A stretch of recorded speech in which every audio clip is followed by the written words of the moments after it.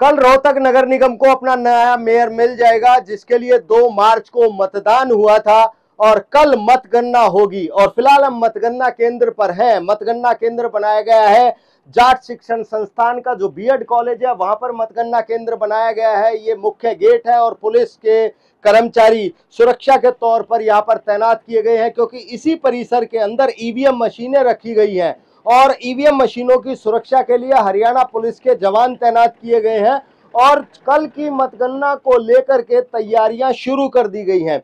सामने की बिल्डिंग में अगर मैं आपको दिखाना चाहूं, सामने जो बिल्डिंग है, उस सामने वाली बिल्डिंग में ईवीएम मशीनें रखी हुई है और ईवीएम मशीनें वहां से निकल करके जो काउंटिंग सेंटर है वहां तक जाएंगी और वह काउंटिंग सेंटर में 22 जो है वो टेबल लगाई गई है और वहां पर मतगणना होगी। और इन्हीं ईवीएम मशीनों में से जब बीप की आवाज निकलना शुरू होगी तो कहीं ना कहीं उन प्रत्याशियों की धड़कन भी बढ़ेंगी जो अपनी किस्मत आजमाने के लिए इस चुनावी मैदान में उतरे हुए हैं।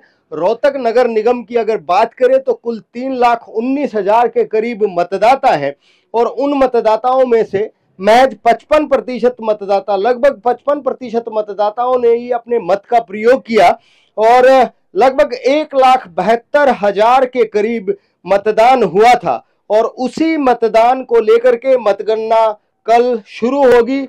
इधर देखें, ईवीएम मशीनों का जो स्ट्रॉन्ग रूम है, जहां पर ईवीएम मशीनें रखी गई हैं, उसके सामने हरियाणा पुलिस के जवानों को तैनात किया गया है और हरियाणा पुलिस के जवान उन ईवीएम मशीनों की सुरक्षा में यहां पर खड़े हुए हैं। और सामने जो है वो काउंटिंग सेंटर है, जिस काउंटिंग सेंटर के अंदर कल रोहतक का नया मेयर का नाम सामने आ जाएगा कि कौन रोहतक की छोटी सरकार का मुखिया होगा। तो उस छोटी सरकार के मुखिया को लेकर के फिलहाल सीधा सीधा मुकाबला कांग्रेस पार्टी और भारतीय जनता पार्टी के बीच है।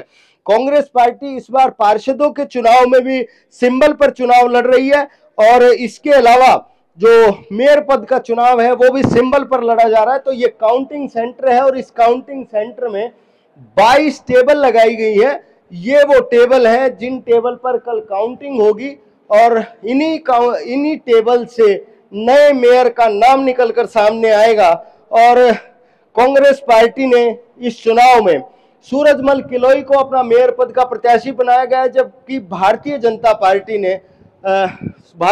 पार्टी जो सिंबल पर चुनाव लड़ रही है वो राम अवतार वाल्मीकि को उन्होंने मैदान में उतारा है। 22 पार्षद चुने जाने हैं, एक मेयर चुना जाना है और कल दोपहर तक सारा मामला निकलकर साफ हो जाएगा कि कौन रोहतक की छोटी सरकार का मुखिया होगा, कौन मेयर चुना जाएगा और कौन वो 22 पार्षद होंगे जिन पार्षदों ने अपनी चुनाव में फाइट की। तो कल दोपहर तक का इंतजार करना होगा और उसी काउंटिंग के लिए सारी तैयारियां पूरी हो चुकी हैं। रोहतक से सूर्या समाचार के लिए मैं दीपक भारद्वाज।